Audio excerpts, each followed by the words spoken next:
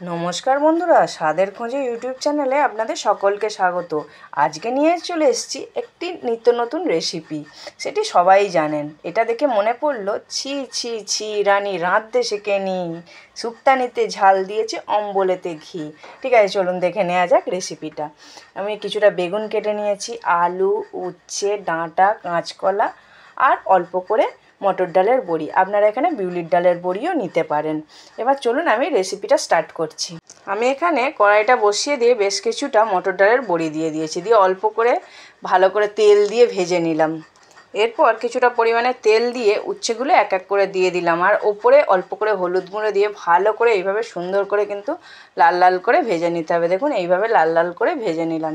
এটাকে আমি তুলে রেখে দিলাম। আর কিছুটা পরিমাণ সরষের তেল আর একটু দিয়ে দিলাম কড়াই, ফোড়নে দিলাম দুটো তেজপাতা আর কিছুটা পাঁচ ফোড়ন দিয়ে আলুগুলো দিয়ে দিলাম, দিয়ে ওর ওপরে হলুদ দিয়ে ভালো করে ওটাকে নাড়িয়ে চাড়িয়ে লাল লাল করে সুন্দর করে ভেজে নিতে হবে। দেখুন এইভাবে লাল লাল করে ভেজে নিয়েছি। এরপর দিয়ে দিলাম যেটা কেটে রাখা কাঁচকলা, এটাকে দিয়ে দিলাম, দিয়ে ভালো করে ভেজে নিলাম। তারপর বেগুনটা দিয়ে দিলাম, দিয়ে ভালো করে ওটাকে নাড়িয়ে চাড়িয়ে ভেজে নিতে হবে। দেখুন আমি কি সুন্দর করে ভেজে নিচ্ছি। এইভাবে কিন্তু সুন্দর করে সবজিগুলো ভেজে নেবেন, তবেই কিন্তু ভালো লাগবে। দেখুন লাল লাল করে সব সবজি আমি একসাথে ভেজে নিয়েছি। আর এখানে আমি কিছুটা পেস্ট তৈরি করে নিয়েছি, গোটা ধনে, গোটা জিরে আর গোটা গোলমরিচ ভালো করে পেস্ট করে নিয়েছি।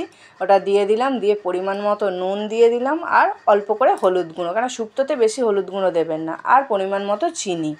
কেন শুক্তো তো ঝাল ঝাল হয় না, শুক্তো একটু মিষ্টি মিষ্টি হয়, মানে শুক্তোতে ঝাল চলে না। দেখুন আমি মশলাটা কিভাবে কষাচ্ছি, মশলাটা কষানোর ওপরেই কিন্তু টেস্টটা আসবে। দেখুন এইভাবে কিন্তু আমার কষানো হয়ে গেছে।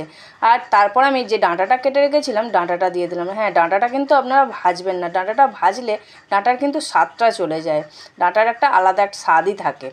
এবার পরিমাণ মতো আমি এখানে জল দিয়ে দিলাম। দেখুন একটু জল দিতে হবে, কেন সবজিগুলোও সিদ্ধ হবে আর একটু মাখো মাখো হবে, তবেই ভালো লাগবে।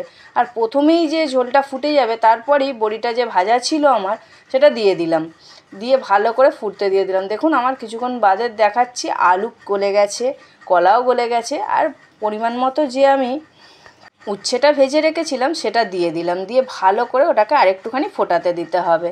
আর একটুখানি ফোটানোর পর আমি এখানে একটা পেস্ট রেডি করে রেখেছিলাম, 2 চামচ পোস্ত আর হাফ চামচ সাদা সর্ষে দিয়ে ভালো করে কিন্তু ওটাকে পেস্ট করে নিতে হবে। হ্যাঁ, আপনারা এখানে দুধও ইউজ করতে পারেন।